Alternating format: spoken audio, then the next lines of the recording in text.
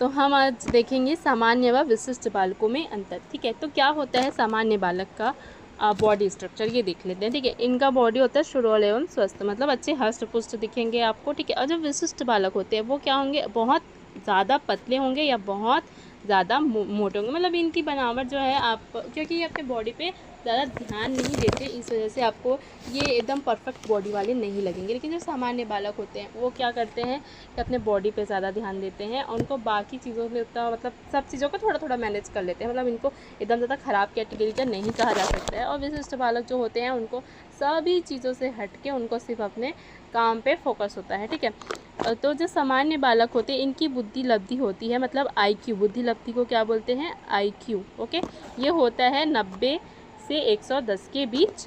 और जो विशिष्ट बालक होते हैं उनकी IQ होती है 0 से 140 तक। ठीक है, तो अच्छा, इसमें विशिष्ट बालक मतलब सिर्फ जिनका IQ ज़्यादा है उसको बस नहीं लिया गया है, जो मंद बुद्धि में आएंगे, जिनके IQ बहुत कम होगा उनको भी इसमें लिया जाएगा। विशिष्ट बालक मतलब ये तो या पढ़ने लिखने में बहुत ज़्यादा अच्छे भी हो सकते हैं, और इनको या तो पढ़ने लिखने में बिल्कुल भी इंटरेस्ट नहीं होगा, या तो इनको कुछ भी समझ नहीं आएगा, या इनको बिल्कुल सेकंडों में हो जाएगा। इस प्रकार से जो बालक होंगे वो आएंगे विशिष्ट बालक। विशिष्ट बालक मतलब ये बोला जाए जो नॉर्मल नहीं होंगे। ठीक है, जिनको देख के आपको ये नहीं लगेगा अरे, मतलब आपको देख के ये लगेगा कि इसने इतना जल्दी कैसे समझ लिया, अरे इसको जैसे कुछ भी समझ नहीं आता। इस टाइप से दोनों टाइप के लोग हो सकते हैं। ठीक है, उसके बाद है ऐसे बालक, जो सामान्य बालक के बारे में बात कर रहे हैं, ऐसे बालक अपने आप को घर, विद्यालय और समाज में आसानी से समायोजित करते, तो मैनेज करना आता है इनको, सब जगह अच्छे से ढाल लेते हैं खुद को। ठीक है, और जो विशिष्ट बालक होते हैं, ठीक है, बालकों में अपने आप को समायोजित करने की शक्ति कम होती है। ठीक है, ये अपने आप को सभी के बीच में जल्दी से ढाल नहीं पाते हैं। ठीक है,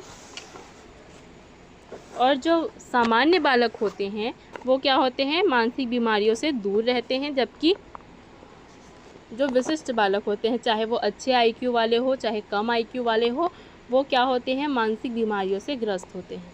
ठीक है, क्योंकि बहुत ज़्यादा चीज़ें आपको याद रह जाए, वो भी आपके लिए, मतलब एज अ इमोशनल पर्सन आप देखोगे तो वो हानिकारक है। और बिल्कुल भी कुछ याद नहीं रहे हो तो ऑफकोर्स वो तो फिर सब लोग बोलेंगे ही कि भूल गया, ये हो गया, वो हो गया। और खुद के लिए भी ये एक चीज़ हो जाती कि अरे मुझको ये करना था इस टाइम पे, ये हुआ नहीं, मुझे याद नहीं रहा, अब क्या करें, किसी भी सिचुएशन में फंस सकते हैं। इसलिए इनका तनावग्रस्त जीवन रहता है, समझिए, मानसिक बीमारियों के साथ। ठीक है, उसके बाद है सामान्य बालक ये अत्यधिक महत्वाकांक्षी होते हैं तथा मध्यम सोच रखते हैं। ठीक है, अब विशिष्ट बालक होते हैं या तो महत्वाकांक्षी बिल्कुल भी नहीं होते या तो बहुत ज़्यादा होते हैं। ठीक है, तो सामान्य बालक का पहले देखते हैं। बहुत अत्यधिक महत्वाकांक्षी मतलब ये चाहिए, वो चाहिए, ये करना है, वो करना है, आगे बढ़ना है, बड़े होकर ये बनना है, ये वो, ये सब सोच रखते हैं।